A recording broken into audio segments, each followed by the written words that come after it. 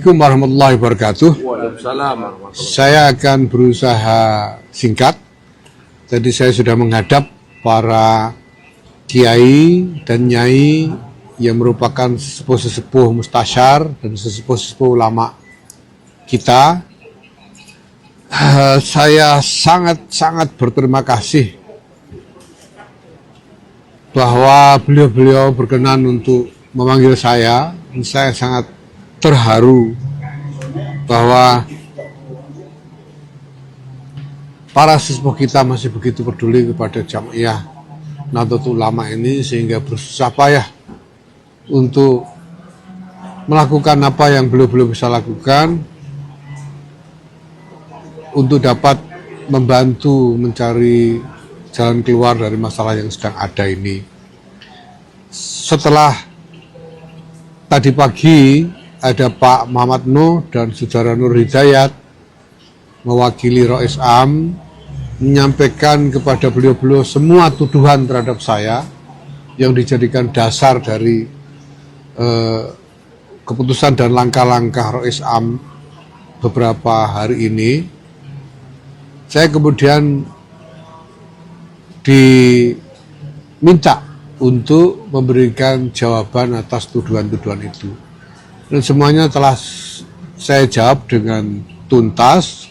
Bahkan saya bawakan dokumen-dokumen lengkap yang setumpuk lumayan banyak tadi, dilengkapi dengan penjelasan-penjelasan dari Saudara Sumantri sebagai pemegang buku keuangan PBNU, juga sangat rinci dan lengkap, serta penjelasan-penjelasan dari Pak Amin Said Husni yang merupakan kurator dari keseluruhan desain tata kelola NU yang kita kembangkan selama 4 tahun ini, sehingga semua aturan dan lain sebagainya juga telah dijelaskan dengan tuntas oleh beliau. Saya dan teman-teman, kami semua sejak awal terlibat dalam aktivisme ke-NU-an ini dengan niat untuk berkhidmah, untuk bertabaruk, mengharap barokah dari Jamiah yang mubarokah ini, dan kami berusaha menjalankan dengan tulus. Maka kami akan senantiasa memperhatikan arahan-arahan dan nasihat-nasihat dari para ulama, para sesepuh ulama. Kami hanya menitipkan kepada para sesepuh ulama, mohon dipertimbangkan tentang masa depan tatanan organisasi. Nahdlatul Ulama ini sebagai organisasi didirikan untuk mengorganisir. Itu artinya untuk mengelola urusan-urusan melalui tatanan yang baik. Nah, mohon dipikirkan supaya tatanan ini tidak runtuh di tengah jalan. Hadratus Syekh Kiai Muhammad Hasyim Asy'ari sebelum berdirinya Jamiah Nahdlatul Ulama ini, beliau sudah merupakan seorang supreme kiai, seorang kiai dengan makom yang tinggi sekali, yang dengan pengaruh beliau bisa menggalang umat dan kiai-kiai lainnya ke arah manapun. Tapi toh kemudian didirikan Jamiah ini dengan aturan-aturannya, dengan anggaran dasar dan anggaran rumah tangganya, yang diantara isi dari aturan tataran itu adalah justru membatasi wewenang Rois Akbar yang dijabat oleh Kiai Hadratus Syekh Kiai Muhammad Hasyim Asy'ari.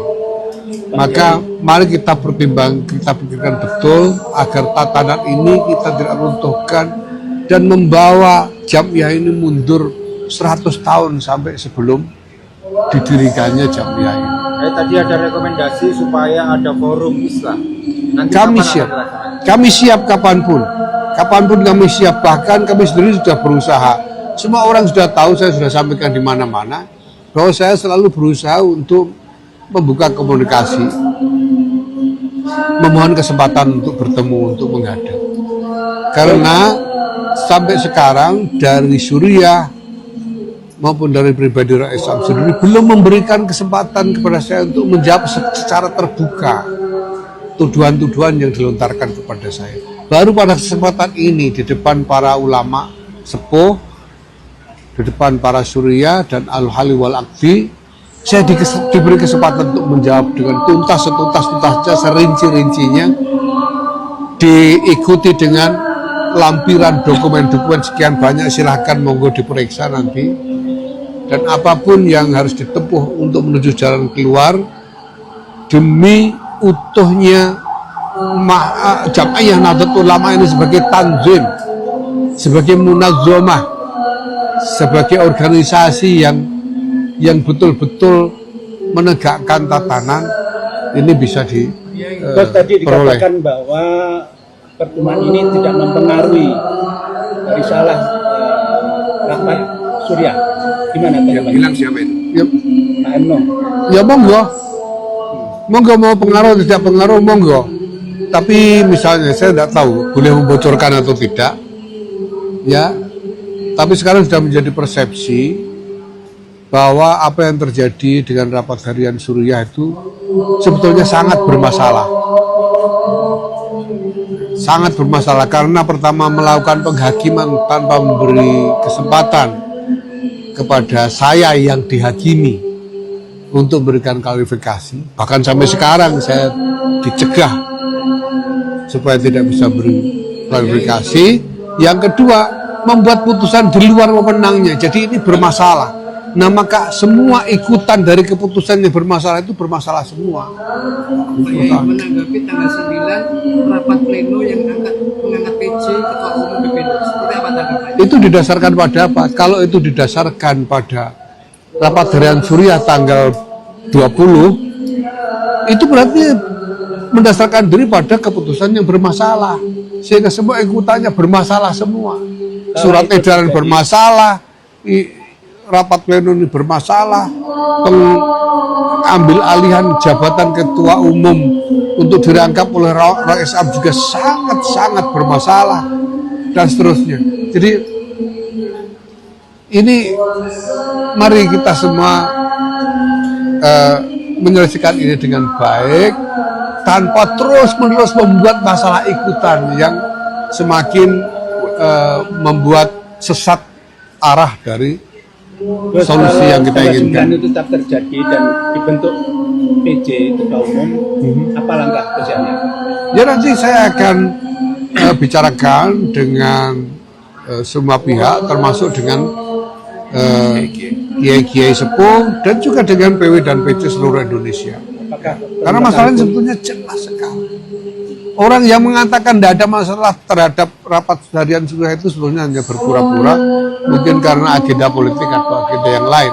Tapi saya kira bisa ditutup-tutupi bahwa itu rapat harian itu bermasalah, keputusannya bermasalah, dan cara follow up atas rapat harian Suriah itu juga semuanya bermasalah sampai sekarang.